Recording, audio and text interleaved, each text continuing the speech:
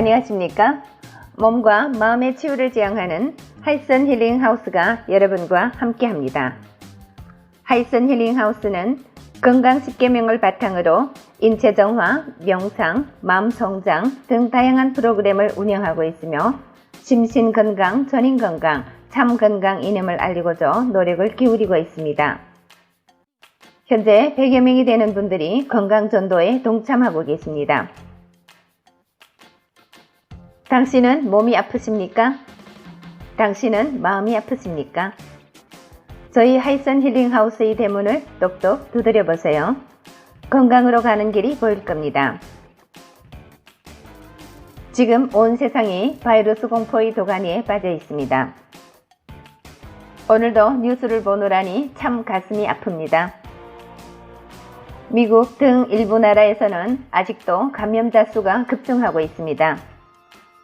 그리고 요즘 아이들한테 바이러스 합병증으로 추정되는 그런 이상한 병들이 발병하고 있습니다. 참으로 가슴이 아픕니다. 지금 이렇게 어마무시한 시점에 다들 인식하고 있는 점이라면 바이러스를 이기려면 자기 자신이 면역력이 기댈 수밖에 없다라는 거죠.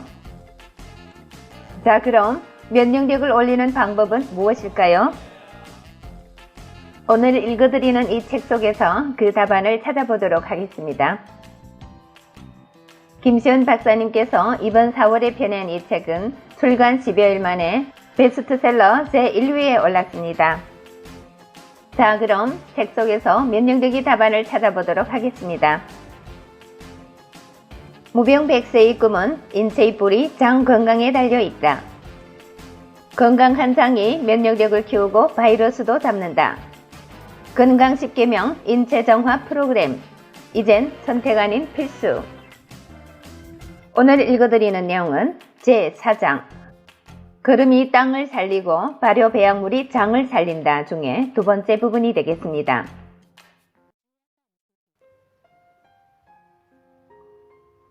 땅을 기름지게 하는 걸음, 장을 살리는 발효식품.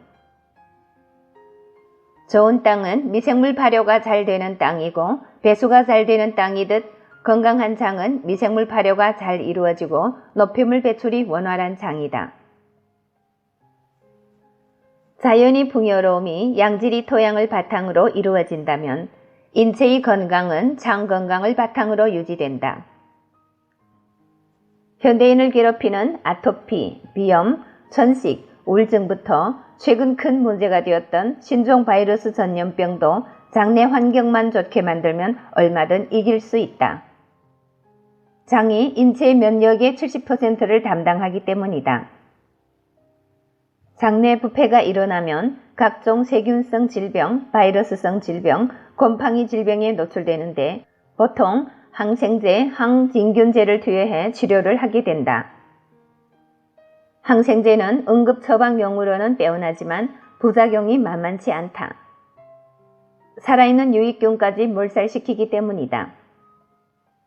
당장 세균을 잡는다고 해도 장내 환경이 나빠지는 것은 막을 수 없다. 그나마 바이러스는 항생제로도 죽일 수 없다. 항생제 원리는 미생물이 세포막을 파괴하는 것인데 바이러스는 세포막을 가지고 있지 않기 때문이다. 인류는 아직까지 바이러스를 죽이는 약을 개발하지 못했다. 감기에 걸렸을 때 약을 먹으면 일주일 만에 낫고 안 먹으면 7일 후에 낫는다는 우스갯소리는 그래서 생겼다. 장내 부패가 발생하면 유해물질이 장벽을 공격하는데 심할 경우 장누수 증후군이 발생할 수 있다. 장누수란 장벽에 구멍이 뚫려 미처 저분자화되지 않은 물질까지 피 속으로 흘러드는 것을 말한다. 혈액 속 백혈구는 이런 덩치 큰 음식 찌꺼기가 혈관으로 들어오면 적인 줄 알고 총공격을 개시하는데 이로 인해 면역 과잉이 발생하게 된다. 봄철, 가을철이 되면 꽃가루로 인한 비염이 전 국토를 휩쓴다. 꽃가루는 그 자체로 인체에 해를 끼치지 않지만 우리 면역계는 이를 적으로 간주해 방어 태세에 돌입한다. 면역계가 꽃가루를 오인 공격하는 과정에서 인체는 전쟁터가 되어버린다. 아군이고 적군이고 전부 초토화되는 사태가 벌어지는 것이다. 벌레 한 마리 잡자고 대군을 출동시키는 격이다. 루푸스, 류머티즘, 아토피, 비염은 인체 면역 시스템이 지나치게 가동돼서 생긴 병이다.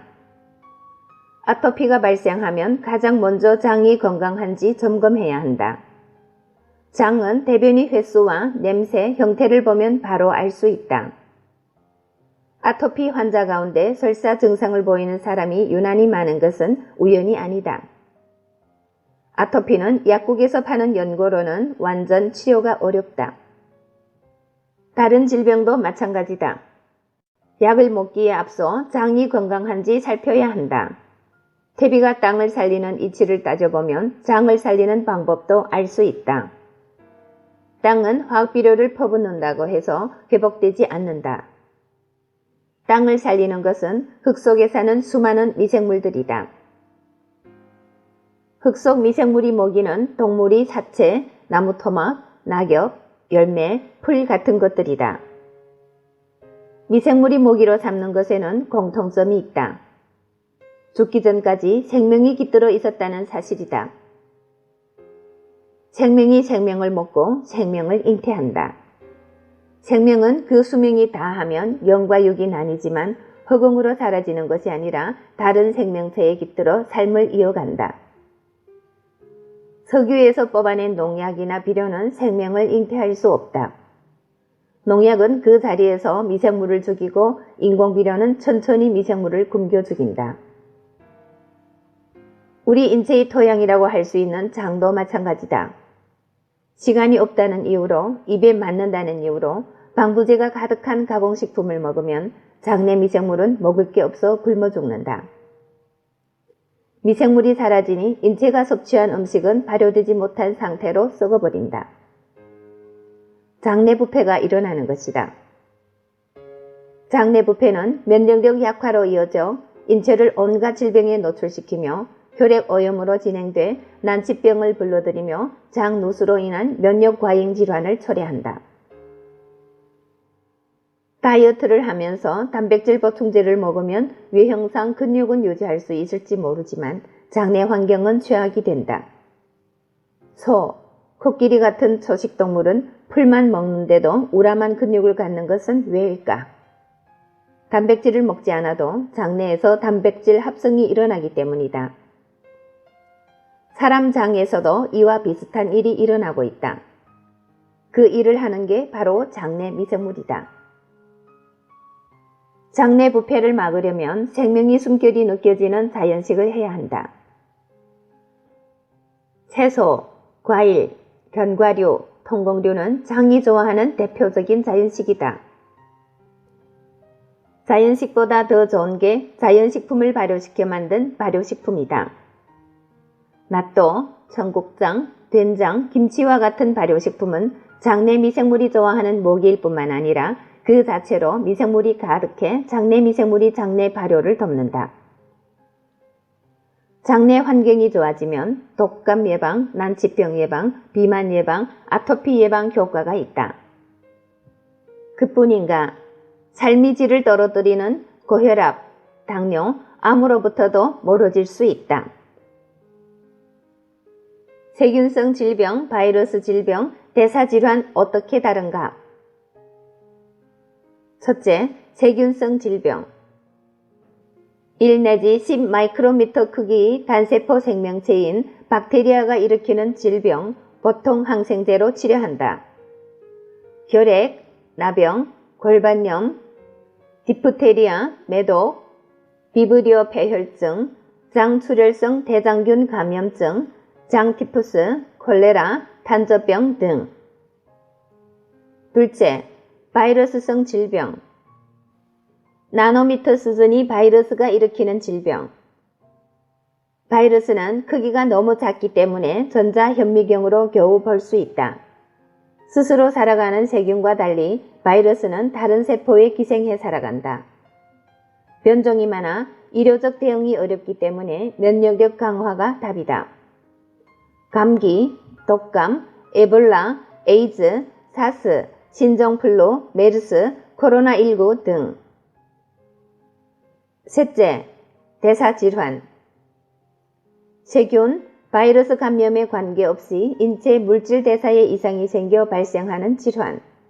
잘못된 식습관, 운동 부족, 스트레스 요인으로 인해 체내에 노폐물이 정체되면 혈액오염, 세포오염으로 이어지고 비만, 고혈압, 고지혈, 당뇨, 암에 걸리게 된다. 네, 오늘은 장내 부패, 장누수 증후군과 같은 우리 장 환경을 파괴하는 여러가지 요인에 대해서 알아보았습니다. 요즘 아이들에게 많이 발생하는 아토피, 천식, 비염 같은 질환은 우리가 어렸을 때는 거의 발생하지 않았던 것 같습니다. 우리가 어렸을 때는 간식거리가 거의 없었죠. 아빠가 어쩌다 출장 갔다 오시면 사탕이나 과자 같은 걸 들고 오시면 너무나 좋아했던 그런 기억이 납니다. 평소에 간식거리로 누룽지를 많이 먹었었죠. 지금처럼 먹을거리가 흘러넘치는 시대는 아마도 없었을 겁니다. 그러나 아이러니하게도 이렇게 음식이 흘러넘치는 시대가 아토피와 같은 여러가지 난치성 질환을 낳는다는 것입니다. 이게 다 우리 장내 환경이 파괴된 까닭이라고 합니다. 땅을 기름지게 가꿔야 곡식이 무성해지고 우리 장이 깨끗해야 우리 몸은 건강을 유지할 수가 있습니다.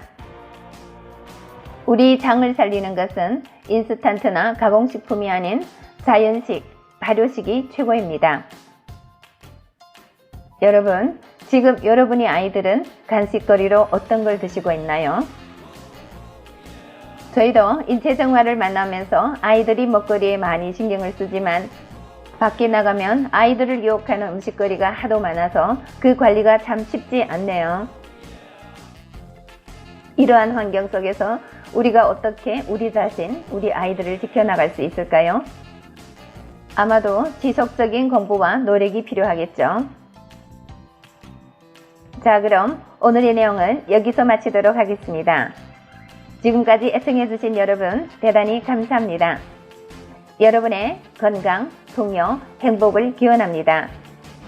오늘도 좋은 하루 되시고 내일 이 시간에 또 뵙겠습니다. 장에서 건강전도사 이춘아가 여러분과 함께 했습니다. 감사합니다.